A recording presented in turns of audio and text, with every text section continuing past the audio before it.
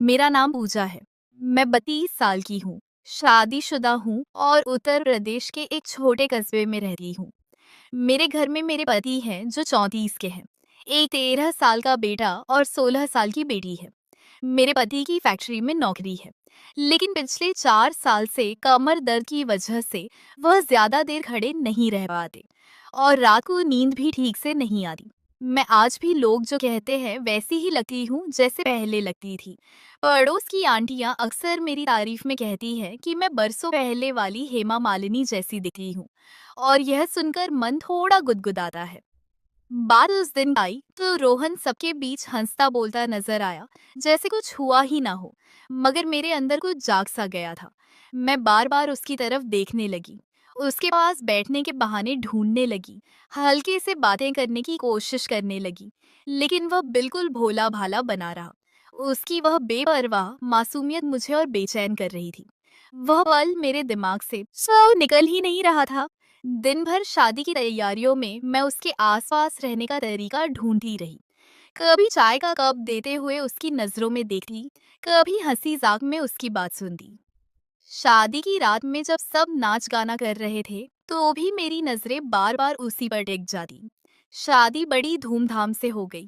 3 दिन बाद बड़े बुजुर्ग दुल्हन को विदा करने उसके ससुराल गए। घर में अब सिर्फ कुछ रिश्तेदार की औरतें, मेरे बच्चे और रोहन बचे थे। शोर शराबा थम गया था।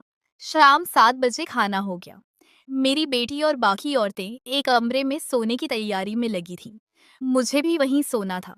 मेरा बेटा दूसरे कमरे में चारपाई पर लेटकर फोन देख रहा था। वह वहीं सो जाता है। रोहन खाना खाकर थोड़ा टहलने निकल गया था। मैं बेटे के पास लेट गई और उसके साथ फोन पर कुछ देखने लगी। रात 9 बजे रोहन लौटा।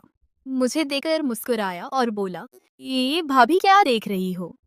मैंने कहा, बस कोई पुरानी फिल्म, आज तू भी बैठ जा। वो बोला, अभी आता हूँ भाभी, और अपने कमरे में जाने लगा। थोड़ी देर बाद वह वापस आया और बेटे के बगल में लेटकर स्क्रीन देखने लगा। मेरे सीने में धड़कनें तेज हो गई। उसके इतने करीब होने से मन में एक अजीब सी बेचैनी सी होने लगी। 10 बजे बज गए। बेटा बोला, मी लाइट बंद कर दो ना, नींद आ रही है। ये पुरानी फिल्में तो तुम रात भर देखती रहोगी। मैं हंस पड़ी और रोहन भी हंसने लगा। उसने कहा, हाँ भाभी, हाँ लाइट बंद कर दो। मेरी भी आंखें भारी हो रही हैं। मैंने लाइट बंद कर दी और उसी चारपाई पर बेटे के पास लेट गई। अब दीवार की तरफ रोहन, फिर बेटा और फिर मैं। थोड़ी देर में बेटा सो गया। फिर रोहन की सांसें भी गहरी हो गई। मैंने उसे जगाया नहीं, फोन की आवाज बिल्कुल धीमी कर दी। कुछ देर बाद चुपके से उठी और बगल के कमरे में झांक कर देखा। सब सोए हुए थे। मैं लौट आई, नाइट लैम्प जला दिया, फोन बंद किया और बेटे के पास लेट गई। आधे घंटे तक इंतजार किया। गहरी नींद में थे। रोहन भी बेखबर सो रहा था। मेरे मन में एक अजीब सी खिंचाव सी हो रही थी। मैं उसे देखती ही रही और दिल की धड़कनें काबू में नहीं आ रही थी। उस रात मेरे अंदर क्या हो रहा था, शायद मैं खुद भी नहीं समझ पा रही थी। लेकिन एक अकेलापन मुझे खींच रहा था, जो पिछले सालों में पति की बीमारी की वजह से बढ़ गया था। घर में सन्नाटा था। नाइट लैम्प की पीली रोशनी कमरे में एक नरम सा माहौल बना रही थी।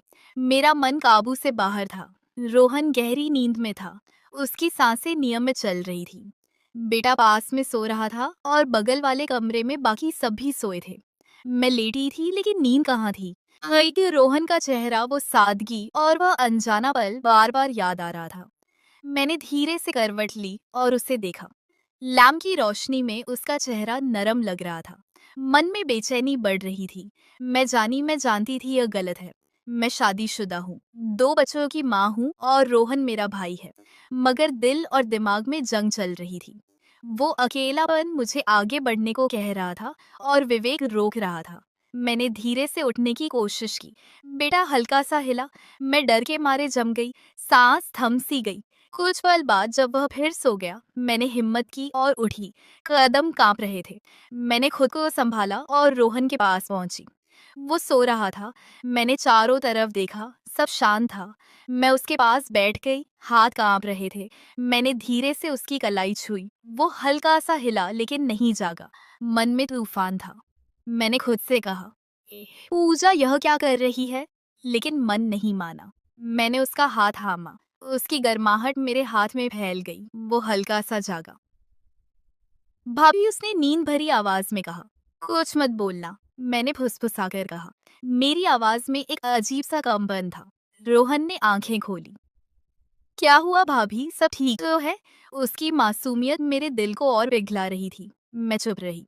फिर बोली, हाँ बस नींद नहीं आ रही। वो मुस्कुराया और बोला, तो बाहर टहल लो या पानी पी लो। मैंने कहा, नहीं बस यहीं, और उसका हाथ कस लिया। मुझे नहीं पता था मैं क्या चाह रही हूँ। बस उसके करीब रहकर अपनी अकेलेपन की बात शेयर करना चाह रही थी। वह थोड़ा घबराया सा लगा लेकिन चुप रहा। मैंने धीरे से उसकी तरफ देखा। उसकी आंखों में सवाल था। मेरी धड़कनें तेज थी। रोहन, मैंने धीरे कहा, तू बहुत अच्छा लड़का है। वो हंसा और बोला, भाभी आप भी तो बहुत अच्छी हैं, लेकिन इतनी रात को यह सब क्यों? मैं चुप रही। मेरे पास जवाब नहीं था।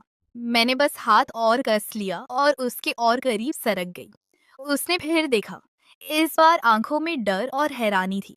भाभी यह ठीक नहीं है, उसने धीरे कहा और हाथ छुड़ाने की कोशिश की। वह शब्द मेरे लिए बिजली की तरह थे। मैं रुक गई। चेहरे पर शर्म और डर छा गया। मुझे माफ कर दे रोहन, मैंने हड़बड़ाकर कहा। मुझे नहीं पता मैं क्या कर रही थी। रोहन चुपचाप उठा और अपने कमरे में चला गया। मैं वहीं बैठी रही। आंसू बह रहे थे। मैं खुद को कोस रही थी। पूजा, तूने क्या कर दिया?